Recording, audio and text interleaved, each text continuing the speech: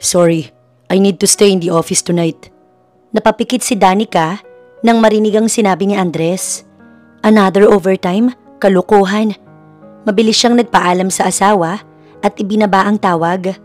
Matagal niya nang nararamdaman na may kakaiba sa lalaki. Hindi niya maipaliwanag, pero ramdam niya sa kanyang sarili ang unti-unting pagbabago nito. Dati masigla itong umuuwi galing trabaho. May pasalubong, may kwento tungkol sa opisina, may yakap at halik para sa kanya. Ngunit nitong mga huling buwan, nag-iba ang lahat. Lagi itong late umuwi at minsan pa nga hindi na umuwi ng tuluyan. Isa pang nagbigay ng isipin sa kanya ay ang tila ba nakalimutan nito ang mansari at birthday niya na madalas naman nilang sinicelebrate ng walang palya. Sa simula, sinubukan niyang kumbinsihin ng sarili na baka busy lang ito sa trabaho, baka may problema sa opisina. Pero habang tumatagal, lumalakas ang kutob niya. Kaya naman ngayon, naglalakad na siya papunta sa kotse niya para sundan si Andres. Nakakonect naman ang phone nito sa kanilang Find My iPhone, kaya madali niyang matutukoy kung nasaan ang asawa. Pagsakay ng kotse, agad niya iyong pinaandar. Hindi nawala sa isip niya ang sinabi ng asawa. Nasa opisina lang ito at mag-overtime. Let's see if you're telling the truth. Anya, bago humigpit ang hawak sa manibela. Mabilis ang pagpapatakbo niya, kaya naman mabilis din siyang nakarating kung nasaan ang building na pinagtatrabahuhan ni Andres. Nanatili lang siya sa sariling kotse. Ilang poste ang layo mula sa pinaka-building ng asawa. Matyaga siyang naghintay at makalipas lang ang ilang minuto, nakita na niya ang asawa. Naglalakad ito palabas. Mula sa kinaroroonan niya, nakita niyang may babaeng sumalubong dito. Di hamak na mas bata sa kanya. Maganda at tila puno ng kasiglahan. Nakasuot ito ng fitted na dress na mukhang mamahalin. Nakita niyang yumapos ang babae rito bago sila naglakad papuntang parking lot. Ilang minuto siyang tulala, tila hindi nag-function ang kanyang utak. So, he really cheated? Hindi makapaniwalang tanong niya sa sarili. Tila ba doon palang pumasok sa kokote niya na ang asawa niya ang nakita. Humigpit ang hawak ni Danica sa manibela. Nanginginig ang mga kamay niya at nanggigilid ang kanyang luha. Para siyang binuhusan ng kumukulong tubig at nagyayelo ng sabay. Ang taong pinagkatiwalaan niya, ang lalaking isinugal niya ang kanyang buhay at pangarap, ay may iba palang kinakalantari sa likod niya. Hindi niya na napigilan ng mapaluha habang pinapanood ang kotse ng asawa niya na papaalis ng parking. Kung saan ito pupunta hindi niya alam. Pinanood niya lang ang mga ito hanggang sa unti-unting maglaho ang imahe ng kotse sa paningin niya. Doon na siya napahagulgol. Paulit-ulit na bumabalik sa alaala niya ang iilang gabi na mag-isa siya. Habang iniisip na ang asawa ay nasa trabaho lamang. Yun pala, nasa babae na nito ang atensyon ng lalaki. What is wrong with me? Umiiyak na tanong niya sa sarili. May mali ba sa akin? Kaya ba niya ako niloko dahil housewife lang ako? Napasandal siya sa headrest ng sasakyan habang patuloy ang pag-iyak niya. Hindi niya na namalayan kung ilang minuto o oras ba siyang naroon. Napansin na lang niya na madilim na ang langit noong siya'y kumalma. Marahan niyang pinunasan ng mukha niya. Dumiretso siya ng uwi. Doon ay inantay niya ang pagdating ni Andres. Hindi siya natulog hanggat hindi ito dumarating. Mag-aalauna na ng madaling araw nang marinig niya ang pagbukas ng pintuan ng kanilang kwarto. Dumating na ang magaling niyang asawa. Han, how are you? Masuyo niyang tanong sa lalaki. Why aren't you sleeping? Tila pagod na tanong nito. Lumapit ito sa kanya at pagkatapos ay hinalikan siya nito sa noo. Go to sleep. I need to go back to the office. Anito bago dumiretso sa walk-in closet nila. Work again? Napakuyom ang kamao niya. Alam niyang lumabas na kanina pa sa trabaho ang asawa. Hindi ito nag-overtime at mas lalong hindi nito kailangang bumalik sa trabaho ng madaling araw. Yeah, take some rest. I'll call you. Naglakad na ito papalabas ng silid nila. Nagmamadali pa. Agad niyang inihatid ang asawa sa bukana ng mansyon. Pinanood niyang sumakay ito sa kotse at nagmamadaling umalis. Nagawa pa nitong kumaway sa kanya. Nagngingit-ngit ang ngipin niya sa galit. Gusto niyang sundan ang sasakyan ni Andres kung saan man ito pumunta. Sa bunutan ng babae hanggang sa makalbo ito at suntukin ng wala niyang kwentang asawa. Pero sa halip na magwala, sa halip na sumugod at gumawa ng eksena, nanahimik siya. Hindi niya gustong sirain ang sarili niya sa isang sagupaan na sila lamang ang makikinabang. Alam niya kung haharapin niya ng harapan, siya ang magmumukhang desperada. Siya ang talo. Marahas niyang pinahid ang mga luha. I can get even without acting so desperate. Kaya nagpasya siya na hindi niya ipapakita kay Andres na alam niya na ang lahat ng ginagawa nito. Magpapanggap siyang bulag at tahimik na asawa. At habang ginagawa niya yon, unti-unti niyang sisirain ang buhay na siyang mahal na mahal nito. Mabilis siyang bumalik sa kanilang kwarto.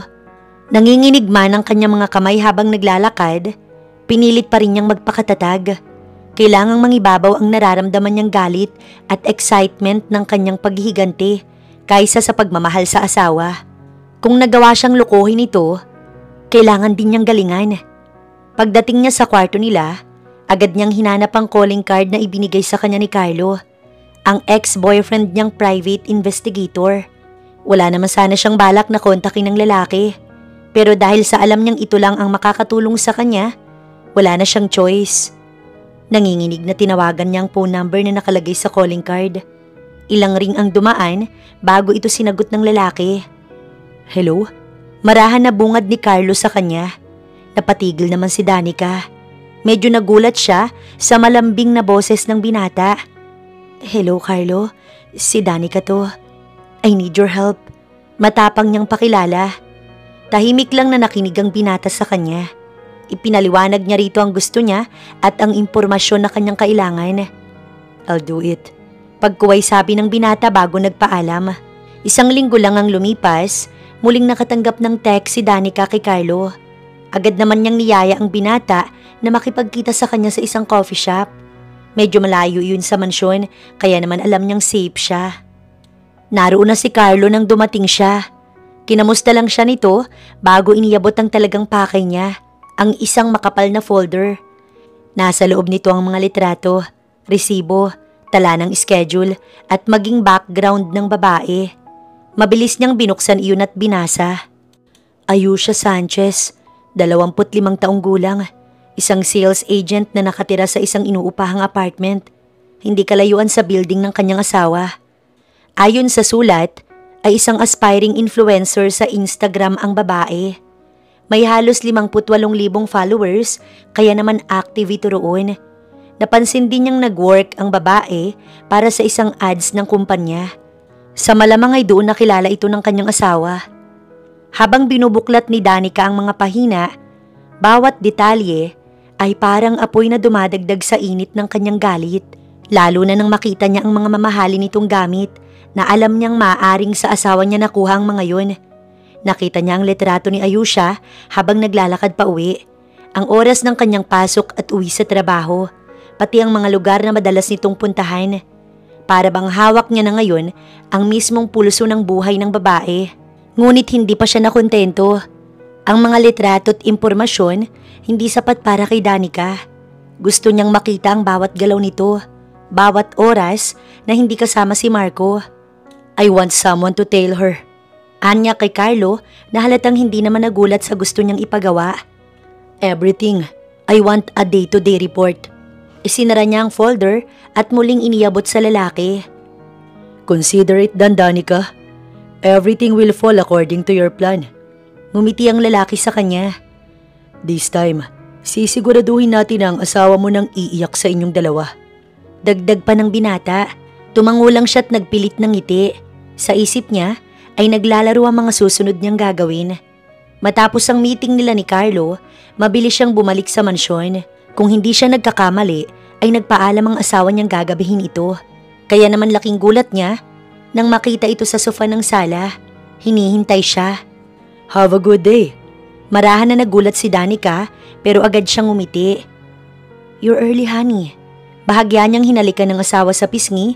Ngunit habang ginagawa niya yun, napapakuyom ang kamao niya sa inis dito. Gusto niyang pagsasasampalin ng lalaki pero pinigilan niya ang sarili. Wala ako ng halos 1 linggo dahil sa business trip. Gusto kong bumawi sa'yo. Hinapit siya ni Andres sa bewang. Kamusta ang week mo? Pinilit ni Danica nang umiti kahit pa ang totoo, nagtatangis na ang bagang niya sa galit. Business trip o sa kabit mo? Tanong niya sa isip. Hindi siya tanga. Alam niya kung saan galing ang asawa. Pero hindi niya pwedeng sabihin ng kanyang nalalaman. Hindi pa sa ngayon. Kailangan niyang unti-unting sirain ng lalaki. I bought you a present. Iwinagayway ng lalaki ang isang orange na paper bag sa harap niya. Ngumisi ito at inilabas ang isang bag. Ang bag na matagal niya nang gustong bilhin. Mas lalong nagtangis ang bagang niya sa galit. Ito ang bag na pangarap niya. Pero nakita niya na ito sa totoong buhay. Iyon ang dalang bag ni Ayusha. Nang makita niyang sunduin ito si Andres. So he's buying the same bag for both of us? What a great idea. Pinilit niyang bigyan ng matamis ng ngiti ang asawa.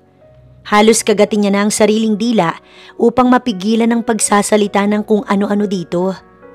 Thank you, honey. I appreciate it. Muli niyang hinalikan ng lalaki. Pero this time ay sa noo nito. Hindi niya na halos maatim na halikan ng asawa sa labi. Alam niyang dumadampi ang marumi nitong nguso sa kabit nito.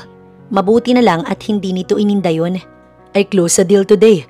I cook a steak. We should celebrate. Ngumiti si Andres sa kanya bago naglakad papuntang dining. Akmang susunod na siya nang tumunog ang kanyang cellphone. Agad niyang sinagot iyon nang makitang si Carlo ang tumatawag. Hello? Bungad niya sa lalaki. May tao na ako nakasunod kay Ayusha. I-update ka niya araw-araw with pictures. Doon siya napangiti. Tinitigan niya ang asawa na mula sa dining, ngumiti pa sa kanya nang makita siyang nakatingin dito. Napangisi siya sa isipan na this time, siya naman ang manluloko sa lalaki. Let's the game begin. Mula ng araw na yon, gabi-gabi ay may bagong message na nare-receive si Danica sa kanyang cellphone. Mga litrato ni Ayusha habang bumibili ng pagkain sa karinderya. Nakikipag-usap sa kaibigan sa labas ng opisina o tahimik na naglalakad pa uwi. May mga oras din na nakuhanan ito ng mag-isang nakaupo sa loob ng isang cafe. Nakatitig lamang sa baso ng kape. Habang pinagmamasdan ni Danica ang mga larawang yun, nararamdaman niyang siya ang may hawak ng kontrol. Wala nang sekreto si Ayusha na hindi niya alam. Lahat ng kilos nito ay parang librong binabasa niya gabi-gabi. At sa bawat pahina, lalo siyang naiingganyong mas kumuha pa ng impormasyon. Para sa iba, maaaring parang sobrang pagpapagod lamang ang ginagawa niya. Ngunit para kay Danica, yun ang kanyang magiging sandata. Kung paano niya gagamitin ang mga impormasyong iyon laban sa dalawa, yun ang susunod niyang pag-iisipan. Noong sumunod na araw, nakita niya na kung paano lumabas ang dalawa. May mga picture na sinesend sa kanya na magkasama sina Andres at Ayusha. Maging ang binibigay ng asawa niya sa babae ay detalyado. Mga bulaklak, pabango, mamahaling tsokolate, at minsan ay mga alahas na nakabalot ng maayos. Lahat ng yun, dokumentado at agad na ipinapadala sa kanya ng stalker. Sa bawat litrato ng parcel na ibinibigay ng asawa niya kay Ayusha, may kirot na sumasaksak sa dibdib ni Danica.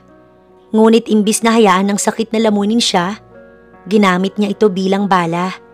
Nagsimula siyang mag-order ng eksaktong parehong mga bagay online. Mga bulaklak na kapareho ng ibinigay ni Andres. Pabango na ganoon din ang tatak. Tsokolate mula sa parehong brand.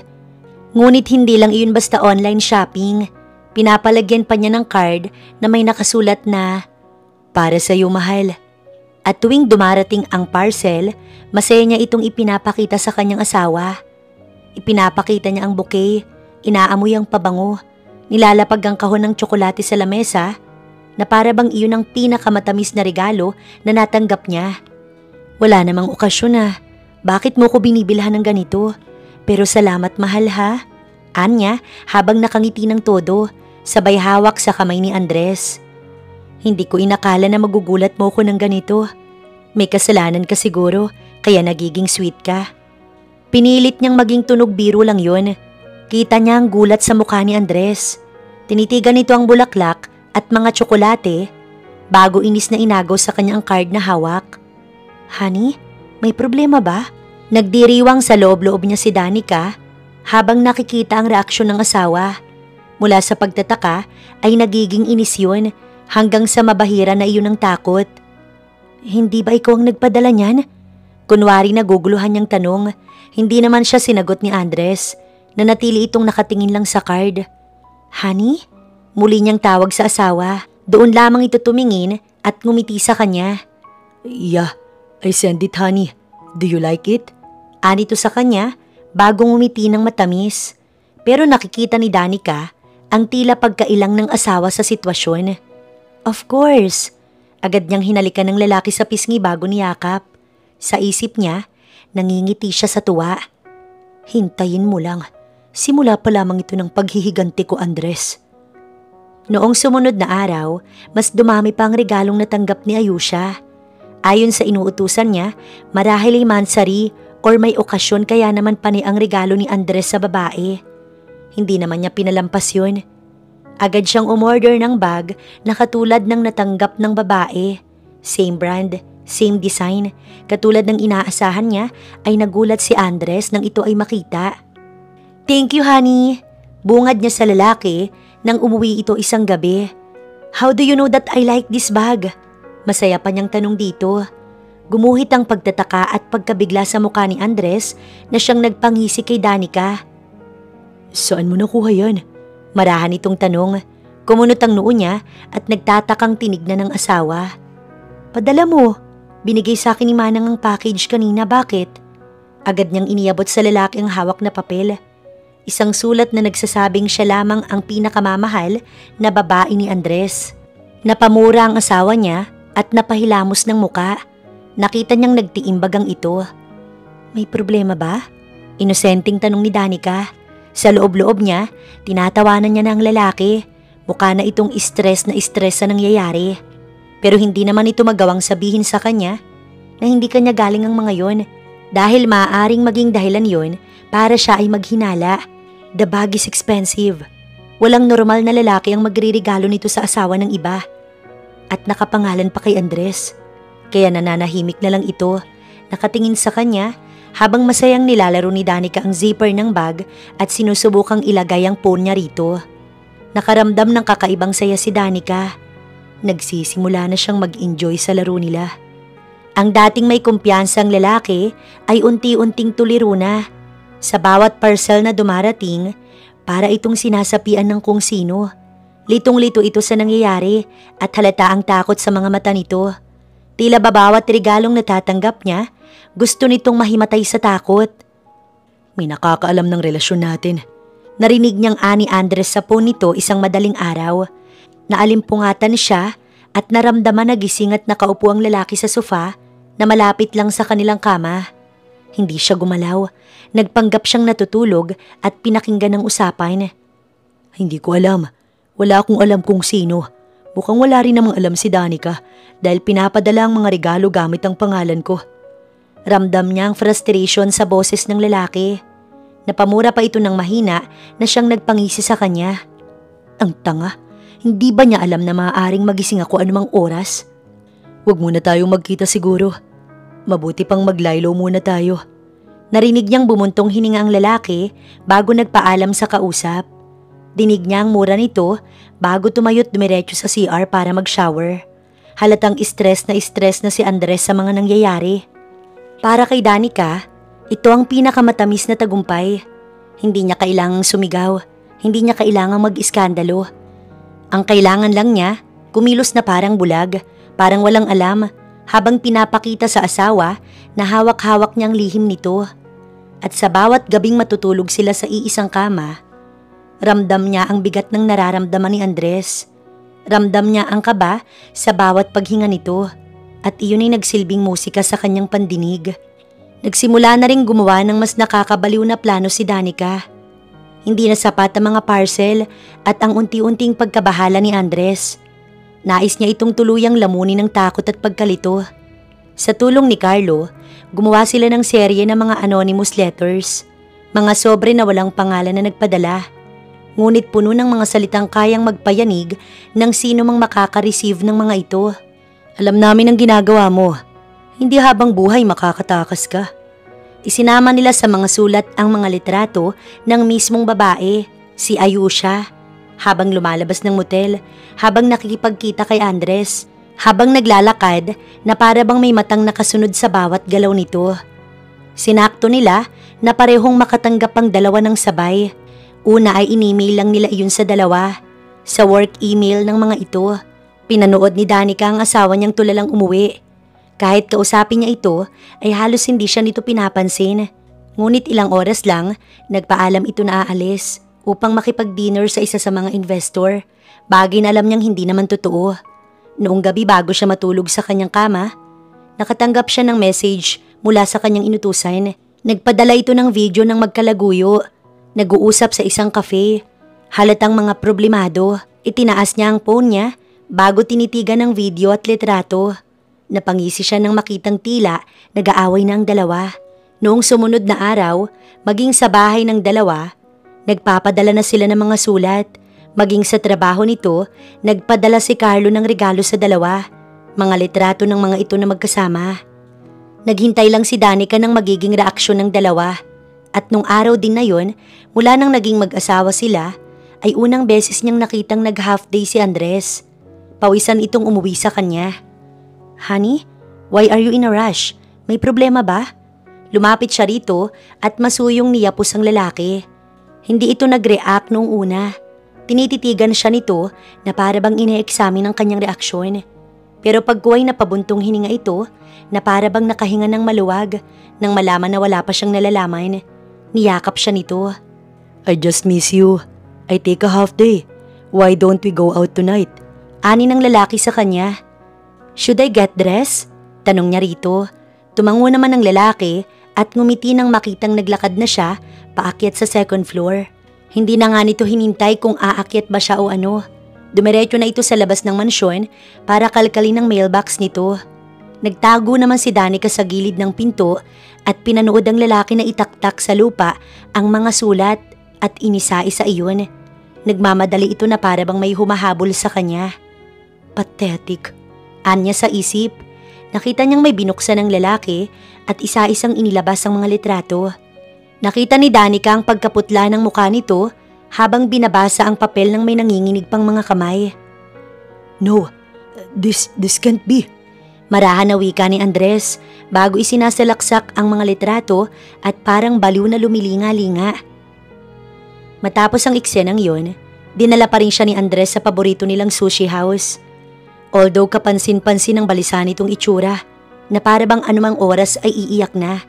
Palinga-linga ang tingin nito. "May problema ba?" Malumanay na tanong ni Danica. Nakasuot ng maskara ng isang nag-aalalang asawa. Mabilis na umiling si Andres sa kanya. "Wala." Pilit itong umiti pero halatang may kaba sa likod ng mga mata nito. Buong gabi itong tulala at halos hindi nagalaw ang pagkain.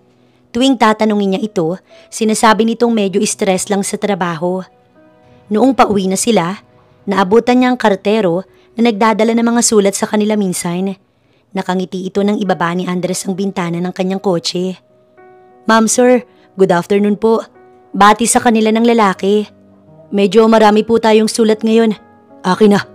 Halos mapatalo ng kartero nang agawin ni Andres sa mga sulat sa kamay nito bago muling isinara ang bintana ng kotse.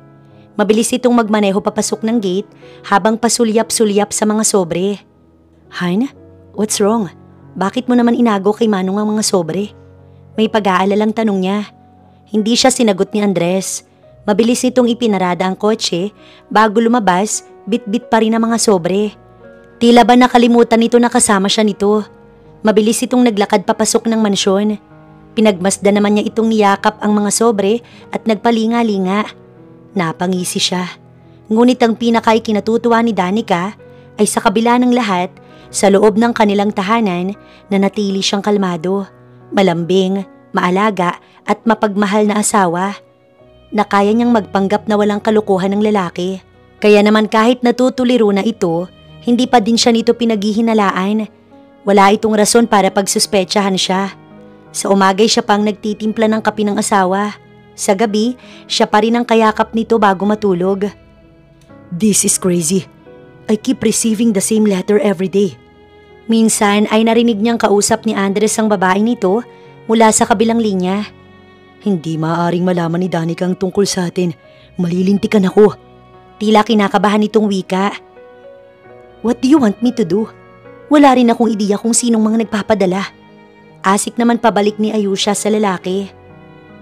Habang mas lumalala ang takot ni Andres, mas pinapatindi niya ang kanyang pag-aalaga dito.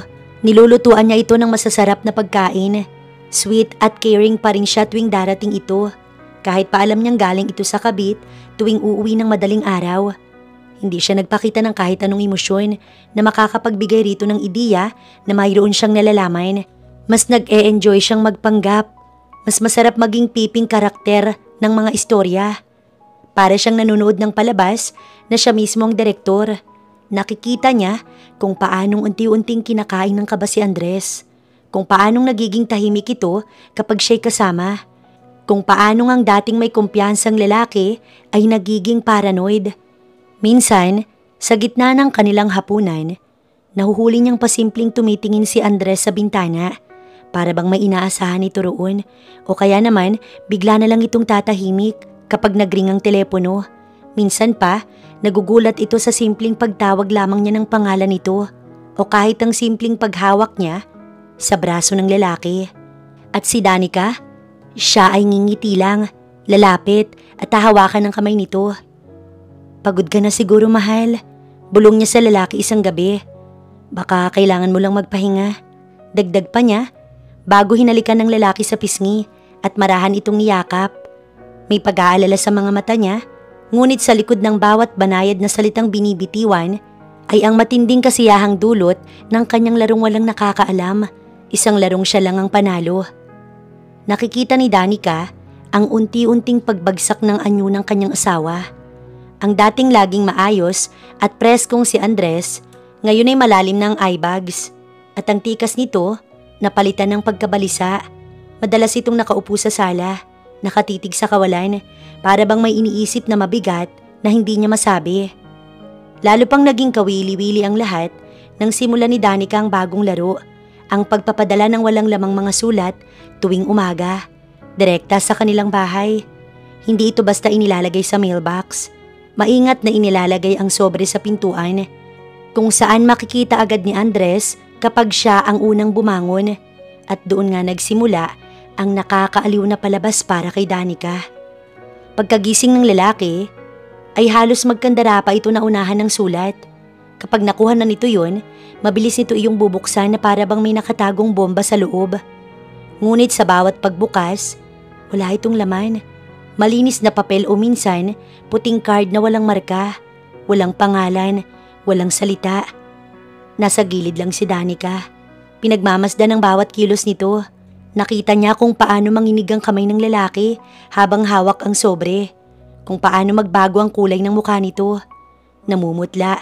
Pagkatapos ay mapapabuntong hininga kapag nakikita na wala itong laman. Ano yan, mahal? Tanong ni Danica isang araw. Malambing siyang lumapit sa lalaki at ngumiti na para bang siya'y inosente. Workmail lang, sagot ni Andres. Mga papeles sa opisina. Nangunot ang noo niya. Workmail? Pero dito pinapadala?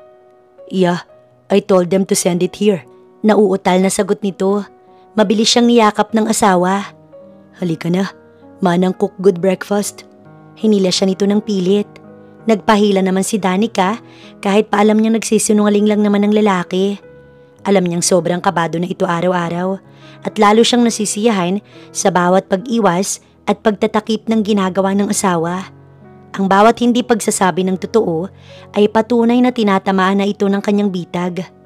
Tuwing gabi, habang magkatabi silang natutulog, ramdam ni Danica na halos hindi makatulog si Andres.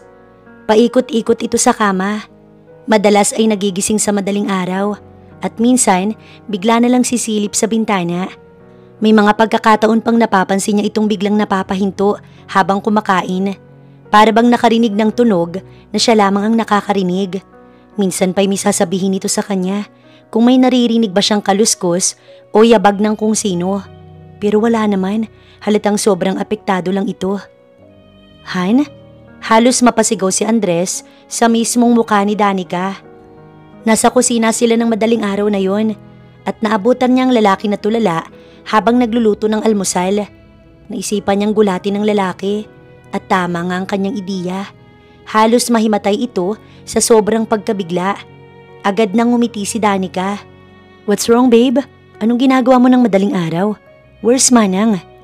"Still sleeping. I decided to cook breakfast today to clear my head from stress.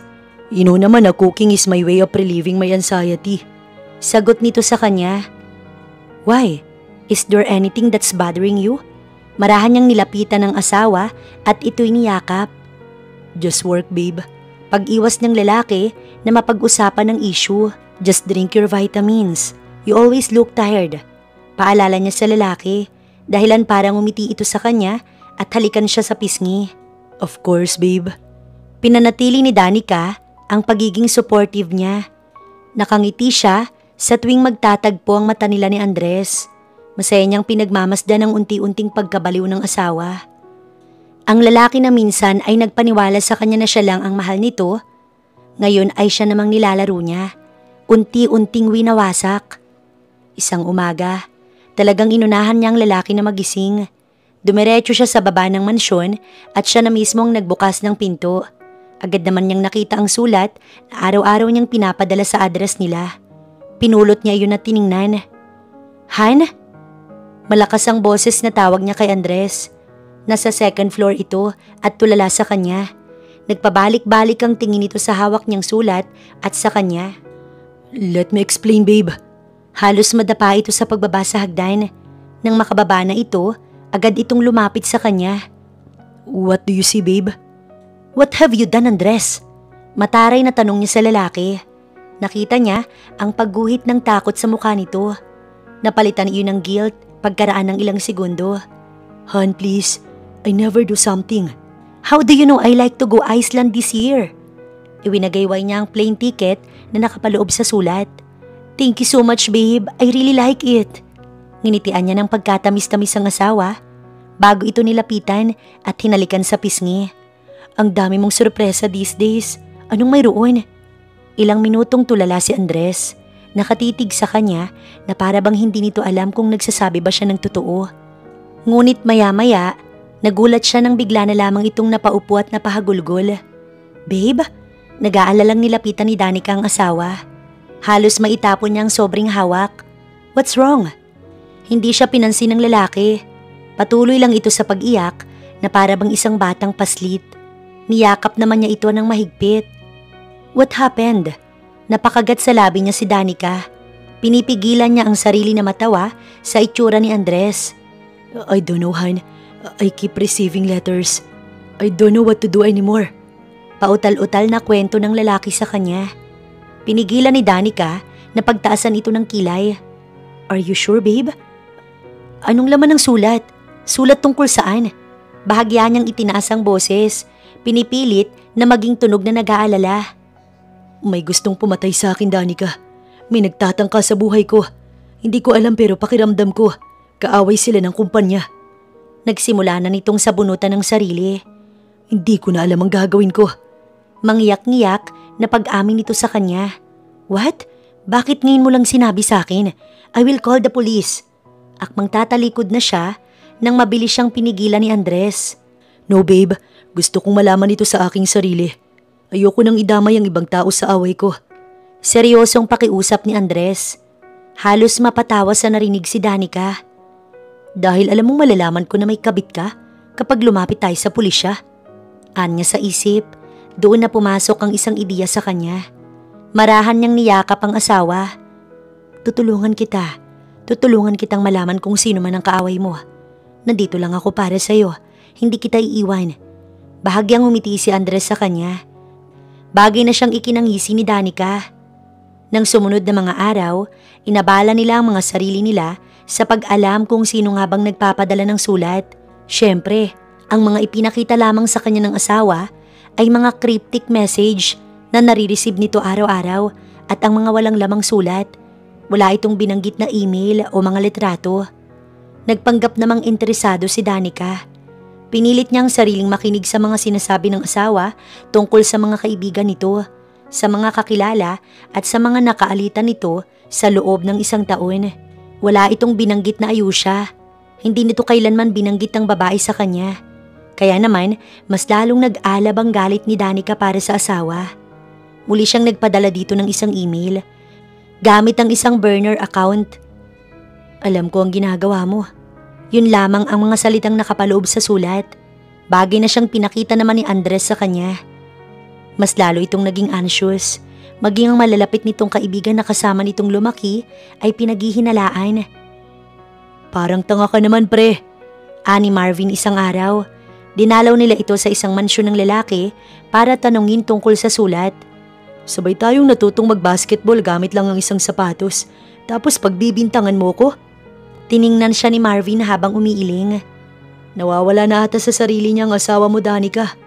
Sa huli, pinalaya sila ng lalaki sa bahay nito at sinabihan ng wag nang babalik kung aakusahan lang siya ng kung ano-ano. Maging ang kasosyo nito sa negosyo ay nagalit. Kasama mo ko nung nagsisimula pa lang ang kumpanya mo. Lahat ng tao sa business world, hindi ka sineseryoso dahil wala silang tiwala sa kakayahan mo. Pero ako nagtiwala ko sa iyo. Andres, hindi kita gagaguhin ng ganyan dahil apektado din ako kung bumagsak ang kumpanya. Maging ang kapatid nito, pinagsuspetsahan na rin ng lalaki. What kind of letters are you referring ba, kuya? Tanong ng nakababatang kapatid ni Andres. Bakit sa tingin mo ba? Maaaring may access ako sa info na yun na maaaring gamitin ko sa'yo. Isa pa, kuya, mas mataas ang posisyon ko sa kumpanya at mas may pera ako sa'yo. May maganda ka lang asawa, si Ate Danica. Pero bukod doon, wala ka nang nilamang sa akin. Halos 2 linggo na silang naghahanap ng lead tungkol sa nagpapadala ng sulat. Pero sa bawat araw, muli silang bumabalik sa umpisa. Muli, wala pa rin silang clue kung sino yun. Hanggang sa unti-unti nang naubos ang mga pangalan sa kanilang listahan. Hindi na halos alam ni Andres ang gagawin niya. Halos mag-stay na ito sa home office nito buong araw. Nakasara ang mga kurtina at ayaw nitong pabuksan kahit ang mga ilaw. Pakiramdam nito may nanonood sa kanya. Hanggang sa paulit-ulit niya nang naririnig na nakikipag-away ito sa telepono. What do you want me to do? Pagbintangan silang lahat gaya ng ginagawa mo? Boses ni Ayusha ang naririnig niya. Napansin niyang nagpalinga-linga si Andres. Tinitingnan kung may tao sa paligid. No, but this shit has to stop, Ayusha. Hindi pwedeng lagi na lang tayong matatakot. At saka hindi ka ba curious? Baka naman may alam ka. What? What the hell? Pinagbibintangan mo ba ako ha, Andres? Narinig niyang sumigaw na ang babae sa kabilang linya. Shh! Baka marinig ka ni Danica. Sige na, tatawagan na lang kita kapag may update na ako. At huwag ka munang tatawag hanggat hindi ako tumatawag sa'yo. Babala ng lalaki. What the hell? Mabilis na ibinaba ni Andres ang tawag bago pa makumpleto ni Ayusha ang sinasabi nito. Mas lalong nagdiwang si Danica. Lumipas ang araw at nang wala pa ring nangyayari sa imbestigasyon ng asawa niya, doon na siya umisip ng paraan. Iniisip niyang i-upgrade na ang kanilang lead, kaya naman isang gabi, tinawagan niya si Carlo. I need someone to blame and I want it to be Ayusha. Anya sa lalaki. Narinig naman niyang pagtawa ng lalaki sa kabilang linya. Consider it done. Naging sunod-sunod ang pangyayari na nagtuturo na si Ayusha ang nagpapadala ng sulat. Una, nilagyan niya ang sulat ng pabango. Pabango na alam niyang ginagamit ng babae dahil ito ang madalas nitong bilhin. Noong amoy nila ay agad na kumunot ang noo ni Andres. Ayon rito, pamilyar ang pabangong yun. Pangalawa ay ang parehong kulay ng kotse at brand na sumusunod kay Andres sa tuwing papasok ito sa trabaho. Noong tanungin niya ang asawa, nakikita niyang pagguhit ng pagtataka sa mata nito. Alam niyang naghihinala ng asawa niya, kaya naman isa na lang ang dapat niyang gawin. Yun ang talagang patunayan na si Ayushang may kagagawan. I need you to act like a hacker. Make Andres believe that his mistress is the person who's sending letters. Be here tomorrow. Utos niya kay Carlo. Bahagyang natawa ang lalaki pero sumang-ayon naman ito. Okay, I'll be there. Mabilis niyang itinago ang burner phone niya at binalikan ng asawa sa home office nito. Nasa labas pa lamang siya, naririnig na niya ang boses ng lalaki. May pinagsabihan ka ba ng relasyon natin? Halata sa boses nito ang galit. Napatigil siya sa paglalakad at nakinig. It will be on your side, Ayusha. Wala sa mga kaibigan ko ang kaya kong traidorin ng ganito. I don't want my wife to find about this. We should stop. No, anong ginamit? Ayusyang dami mo ring nakuha sa akin, hindi lang pera. Muling natahimik ang silid na natiling nakikinig si Danica. Pareho nating ginusto to, Ayusha. Kaya naman hindi mo ko pwedeng sisihin. And no, hindi na ako makikipagkita sa'yo. Tapos na tayo. Mabilis na ibinaba ng asawa niya ang tawag. Nagulat pa siya nang makarinig ng tunog na nabasag. Mukhang hinagis nito ang cellphone sa inis. Narinig niya ang sigaw ng lalaki. Doon na siya dahan-dahan na pumasok. Han, what happened? Malambing ang tinig niyang tanong. Tinitigan niya ang iPhone na basag-basag na. Are you stressed? I called the hacker. He will be here tomorrow. Lumapit siya sa asawa at hinawakan ito sa braso. It's time to ask for someone else's help. Napangisi siya sa isip. Ngayon na nagsisimula ng maging rocky ang relasyon ng asawa niya at kabit nito, oras na para mas isadlak sa lupa ang dalawa. Saglit na panahon na lang. Unti-unti nang guguho ang lihim na itinayo ng dalawa. Hindi na siya makapaghihintay na iyon ay panuorin. Kinabukasan, dumating si Carlos sa mansyon. Winelcome naman niya ang lalaki na para bang hindi niya ito kilala. Maging si Andres, nakipagkamay rito. Walang kamalay-malay sa mga nangyayari. We want you to track the email that was sent to us. Anya, bago ipinakita ang email na na-receive nila noong umagang iyon. Tumango naman si Carlo at nagtipa sa laptop. Halos kalahating oras ang hinintay nila bago iniharap ni Carlo ang laptop nito sa kanilang dalawa. Isang location ang nasa screen, ang location ng apartment ni Ayusha. Ito ang location ng taong nagpadala ng anonymous letter sa inyo kanina. Paliwanag ni Carlo. Nagpanggap si Danica na napakunot ang noo habang tinitignan ang address. Tinignan niya si Andres na tulala at nakatingin lamang sa laptop. Han, do you know this location? Malambing na tanong niya sa lalaki. Pareho nilang tiningnan ni Carlos si Andres. Mula sa pagtataka, napalitan ng pagkabigla ang mukha ng lalaki hanggang sa nakita niya ang pagguhit ng galit sa mukha nito. Honey, bahagya siyang lumapit dito. Malambing na hinawakan ito sa braso. Do you know the location? Ngumiti si Danica habang nakatingin sa asawa. Ang gulat at galit sa mga mata nito ay siyang mas nagpapasaya sa kanya. No, I don't know the location. Mabilis na umiwas ng tingin sa kanya si Andres. Lihim siyang napangisi. We should call the police. I handle it myself. Tell the hacker to leave and pay him good amount. Mabilis nitong inialis ang kamay niyang nakahawak sa braso nito. Bago ito naglakad, papaakyat sa second floor. Nagkatinginan naman sila ni Carlo. Nagkibit balikat ang lalaki sa kanya. It was easy. Ask someone to go to the same bar and find your husband's chick. Go to her house and access her computer. Anito na para bang napakadali lang ng pinapagawa niya. Ngumisi naman si Danica. Do I have to send you out? Tanong niya sa lalaki. Umiling si Carlo at itinuro ang second floor. Go, check your husband out. Tumango naman siya at naglakad papunta sa second floor. Pagdating niya sa itaas, rinig niya na ang mura at sigaw ng lalaki. Nasa loob ito ng home office nito. Galit na galit habang tila nagbabasag ng gamit. Base na rin sa naririnig niyang ingay. Naglakad siya papalapit hanggang sa marating niyang saradong pintuan ng silid. Tumayo si Danica sa harap nito at humalukip-kip. Nakatingin lang siya sa saradong pinto at hindi kumukurap. Patuloy niyang pinakikinggan ng iyak at galit na sigaw ng asawa. Ma'am, do I have to call an ambulance? Maging ang katulong nila sa bahay na naglilinis lang sa itaas, nag-aalala na rin sa lalaki. Kita ang takot sa mga mata nito.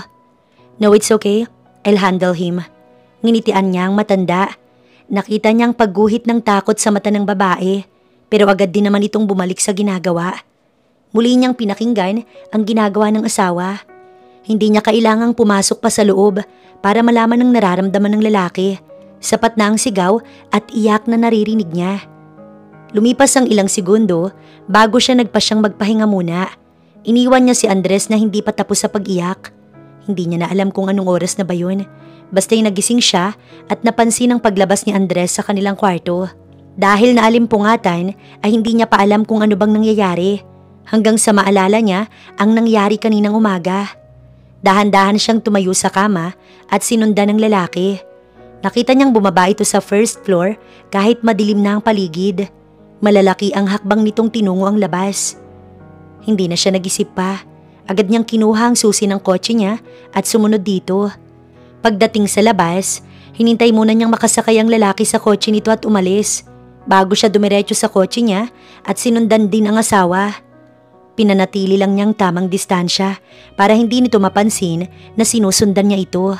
Ilang minuto silang nagmaneho hanggang sa napansin niya ang pamilyar na lugar. Ayusia's apartment building. Anya sa isip.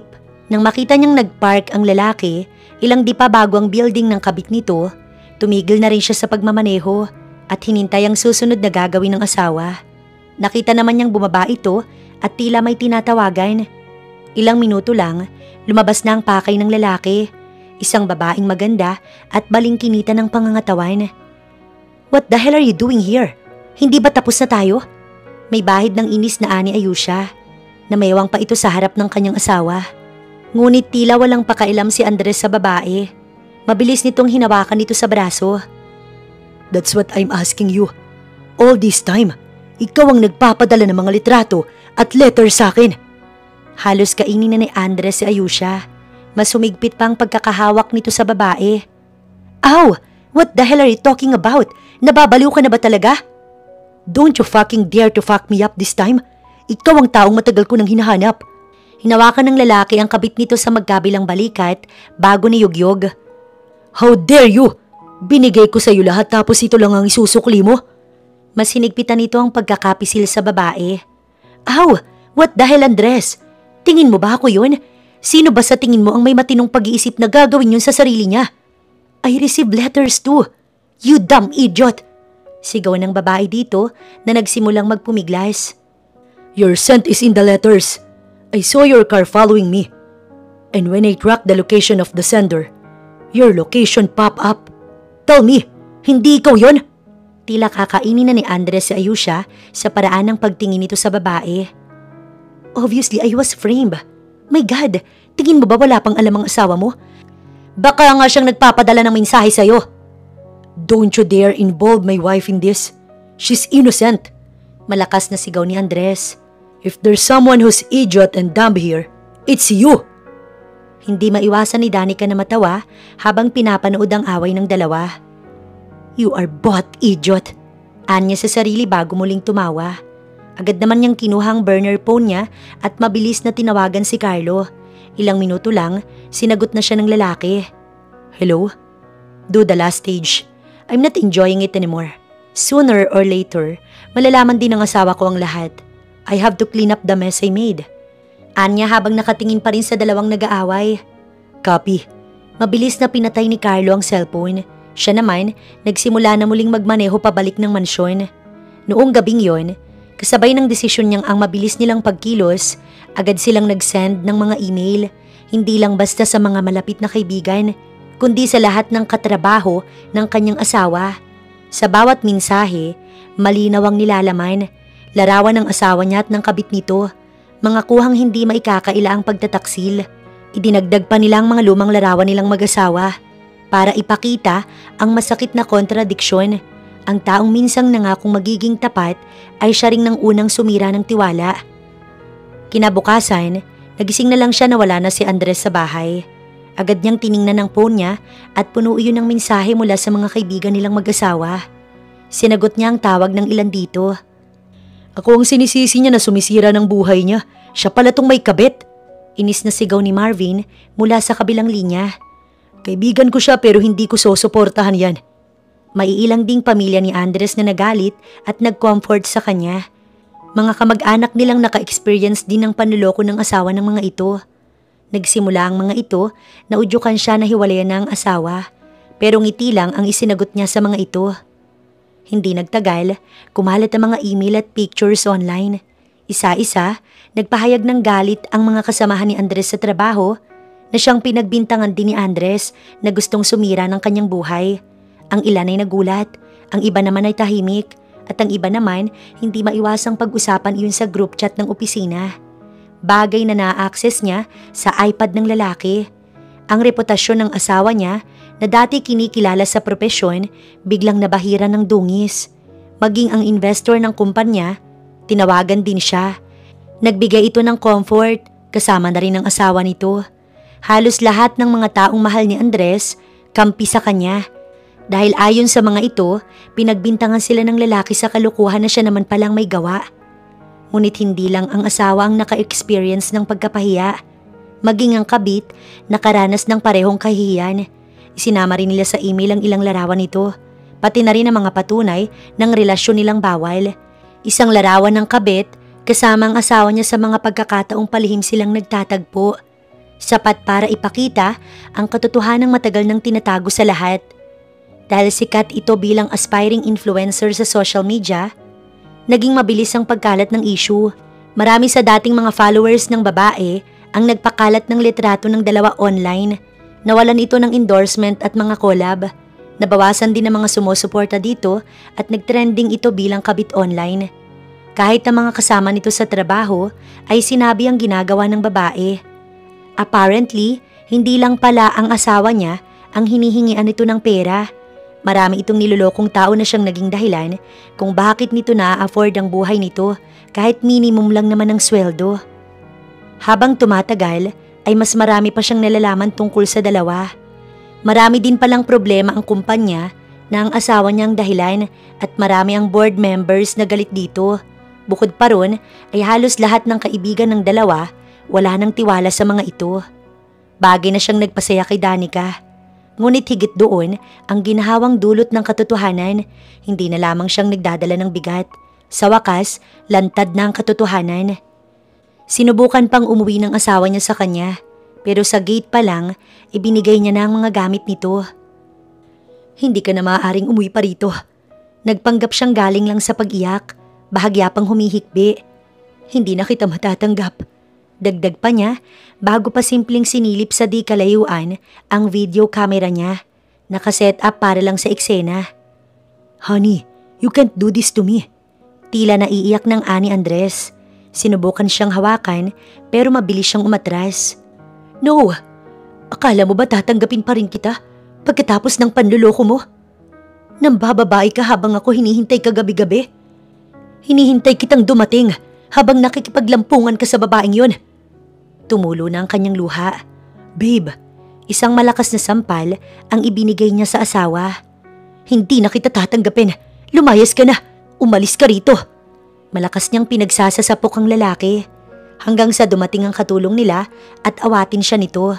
Sinabihan din ng matanda si Andres na umalis na. Bagay na ayaw man itong gawin pero napilitan. Pagkaalis ni Andres, mabilis niyang kinuha ang camera at isinend kay Carlo ang footage. Mabilis naman ang naging pag-upload nito. Dahil fresh pang nangyari ay naging usap-usapan ito sa internet. Mas lalong lumalim ang galit ng mga tao sa dalawa. Ang mga kaibigan nilang nakakita ng mga nangyari ay nagpadala agad ng mensahe. Maging ang mga naging biktima ni Ayusha, kinontak siya at dinamayan. May mga gusto rin nakasuhan niya ang dalawa dahil kahit papaano, kasal sila ni Andres. Hindi rin nakaligtas ang asawa niya sa kumpanya nito. Sa gitna ng kaguluhan, agad itong nasuspinde sa trabaho. Ang dating tiwala ng kumpanya, biglang napalitan ng pagdududa. Dahil lumabas ang isyu ng lalaki, hindi na halos gusto ng mga ito na manatili doon si Andres.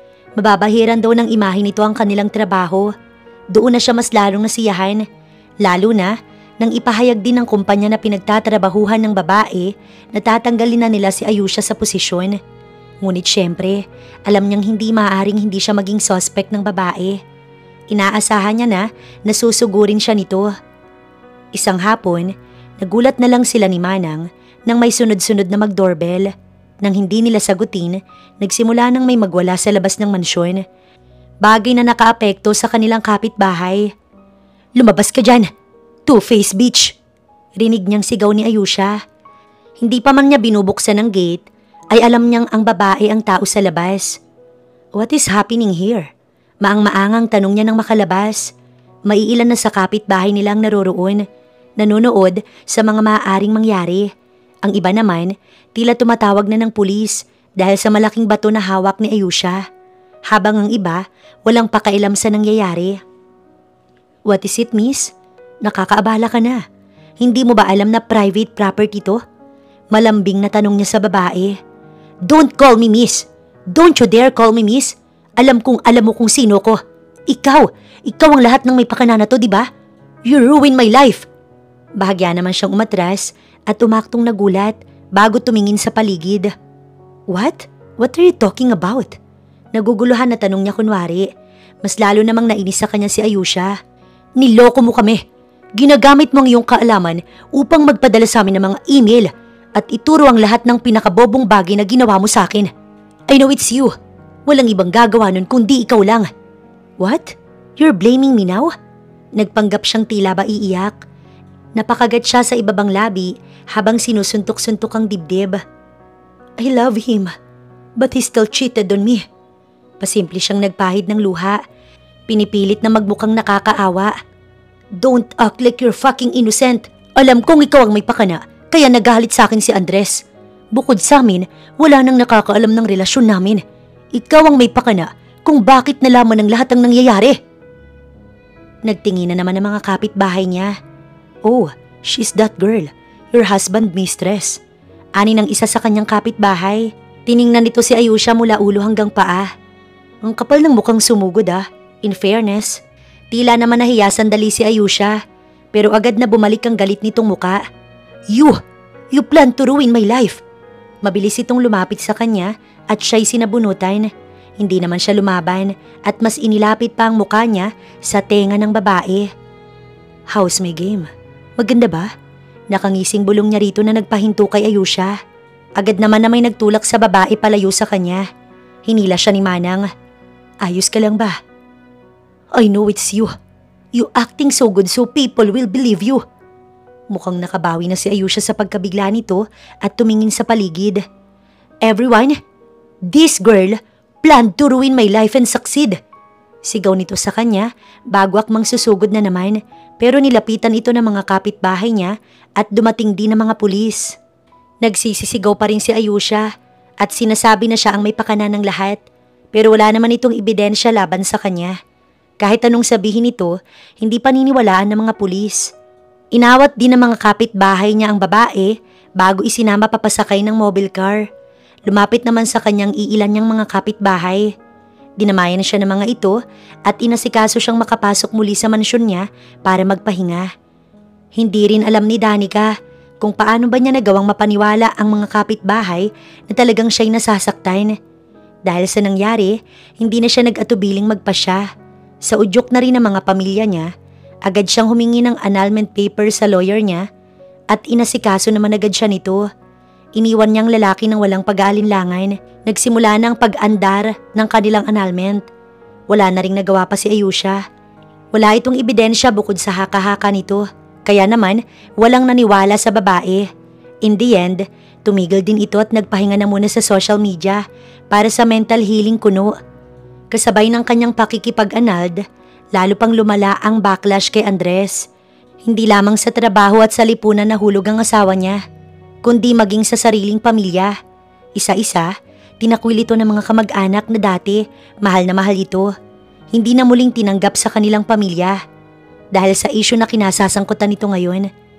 Ang kahihiyan na daladala nito kahit saan man ito magpunta, naging dahilan para iwasan ito ng marami nitong kakilala, lalo ng mga kaibigan na pinagbintangan nitong sumisira sa kanya.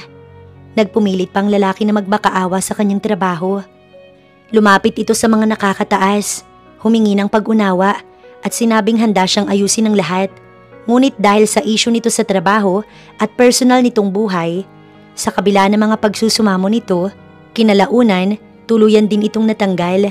Sa huli, ang taong minsang nagpasaya sa kanya ay pinanood niyang unti-unting mawasak dahil din sa sarili nitong kagagawan. At siya, sa gitna ng lahat ng sakit at kaguluhan, ay natutong bumangon. Napatunayan niyang hindi siya kailanman mananatiling biktima. Sapagkat ang katotohanan, gaano man kasakit, ay nagbigay sa kanya ng lakas para tuluyang palayain ang sarili at pagbayarin ng mga nanakit sa kanya. Mula nang tuluyan niyang iwan ng asawa, nagbago ang lahat sa buhay nito dahil una pa lang siya nang mas mayaman, mas may koneksyon at mas matatag ang kinabukasan kaysa rito. Mabilis na bumagsak ang mundo ng dating asawa. Wala nang tumanggap rito na trabaho kahit pamataas naman ang mga credentials. Tila ba pati mga trabaho isa-isa nagsimulang lumayo. Although halatang nagsisisi na si Andres at pilit na lumalapit sa mga kaibigan nito, hindi pa rin ito makaahon sa nangyari. Ang ilan sa mga kaibigan nito hindi na sumasagot sa mga tawag. Ang iba naman, diretsahang nagsasabi na ayaw na silang madamay pa sa kahihiyan. Habang si Ayusha, na minsang ipinagmamalaki ang kanyang katayuan sa buhay at kasikatan sa social media, ay halos araw-araw nang nakikipaglaban sa mabigat na backlash. Pilit nitong binubuhay muli ang career bilang influencer. Gumagawa ng content at promotion, ngunit madalas ay nagpi-fail. Nabalitaan niya rin na ito pa mismong nagbabayad ng pera sa losses ng mga nakakolab. Sa tuwing sinusubukan itong umangat, laging may mga komento at mensaheng sumisingit. Mga taong naglalabas ng katotohanan tungkol sa kanyang nakaraan. Homewrecker, walang delikadesa, at iba pang salitang paulit-ulit na ipinupukol sa babae.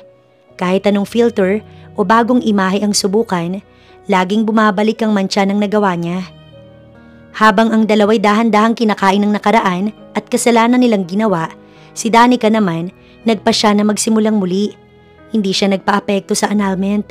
Sa halip, ibinalik niya ang atensyon sa sarili at sa pangarap na matagal niya nang nais tuparin.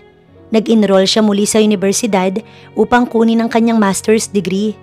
Sa bawat araw na dumaraan, nakaramdam siya ng kakaibang ginhawa. Isang pakiramdam na muling binubuo niya ang sarili, hindi bilang asawa ng isang taksil, kundi bilang isang babae na kayang tumayo sa sarili niyang paa. At doon sa hindi inaasahan, muli silang nagkita ni Carlo. Sa unang pagkakataon na nakita niya ito sa pasilyo ng campus, nagkagulatan pa sila. Simula kasi nang masolve nila ang problema niya sa magaling niyang asawa, wala na siyang naging balita pa rito. Hindi na ito katulad ng dati. Medyo lumaki ang katawan nito dahil sa pag-gym. Hindi niya agad alam kung anong mararamdaman niya. Bahagi ng sarili niyang nag-aalinlangan dahil matapos ang lahat ng pinagdaanan niya, hindi niya alam kung paano ba haharapin ang binata. Ngunit dahil sa nakatulong naman ito sa kanya, ay nagpa siya siyang kamustahin ito. Nagkayayaan silang magkape sa malapit na coffee shop. "Kamusta ka na?" Marahang tanong sa kanya ni Carlo. Ngumiti ito sa kanya na tila ba hindi nito alam ang nangyari.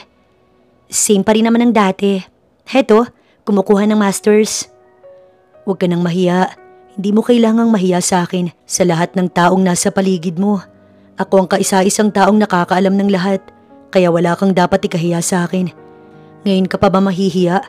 Anito, dahilan para tila mawala ang hiyang nararamdaman niya para sa lalaki. Nagkwentuhan pa sila ng buhay-buhay nilang dalawa at nangako na muling magkikita kapag pareho silang may klase sa university at hindi busy. Sa mga unang linggo ng kanilang muling pagkikita, medyo naiilang pa rin si Danica sa binata. Maiilan kasi sa university ang nakakaalam ng nangyari sa kanya at nakakakilala sa kanya. Pero baliwala iyon kay Carlo. Hindi na nito sinasabi yon. Ngunit sa tuwing nagkakasalubong sila sa pasilyo o sa library, binabati siya ng lalaki kahit pa may ibang nakatingin. Unti-unti, nagsimula silang mag-usap ng mas mahaba. Mga simpleng kamustahan na nauuwi sa mahabang pag-uusap tungkol sa buhay, sa mga pangarap at sa mga sugat na iniwan ng nakaraan. Isang gabi, matapos ang mahabang araw ng klase, nagpa siya silang magkape sa malapit na cafe. Doon nagsimula ang usapan. Hindi na napigilan ni Danica na magkwento tungkol sa pagsugod ni Ayusha sa kanyang bahay. Kung paano siya nito pinaratangan na siya ang may kagagawan ng lahat. Tinawanan lang nila yun. Bago sabay na sinabing siya naman talaga ang may kagagawan. Yun nga lang, walang patunay ang babaeng yun. Hanggang sa napunta ang usapan sa iskandalo sa trabaho ng dati niyang asawa. Pareho silang nagulat na hindi lang pala siya ang niloloko ng asawa. Maging ang mga kasamahan nito sa trabaho, maging si Carlo ay nagtataka pa rin kung paano ito sumabog kasabay ng cheating issues ng kanyang asawa. Kung paano ngang dalawang insidente parehong nangyari ng sabay. Tingin ko, may galit na galit talaga sa kanya. Biro ni Carlo sabay tawa. At least, alam mong hindi ikaw ang pinakadahilan kung bakit siya natanggal sa kumpanya at kung bakit ayaw na siyang tanggapin ng pamilya niya. Napangiti lang si Danica. Pinipigilan niyang humalakhak, ngunit sa bandang huli, napatawa na rin siya.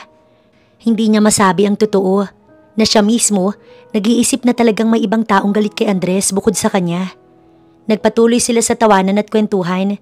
Parang dalawang magkaibigang muling nagtagpo pagkatapos ng matagal na panahon. Hindi rin namalaya ni Danica na sa mga sumunod na linggo, mas naging madalas ang kanilang pagkikita. Minsan, sabay silang nag-aaral sa library. Minsan naman, naglalakad pa uwi pagkatapos ng klase. May mga pagkakataong kinukulit siya ng lalaki. Pinapadali ang mabibigat na araw niya sa pamamagitan ng simpleng biro o tawag sa telepono. Hanggang sa hindi niya na namalayan, muli na naman siyang natutong tumawa nang walang bigat sa dibdib. Habang lumalalim ang kanilang samahan, mas naging bukas ang lalaki. Ibinahagi niya ang mga pagkakamali niya noon, kung paano siya nagbago at kung paano siya natuto sa paghihiwalay nila.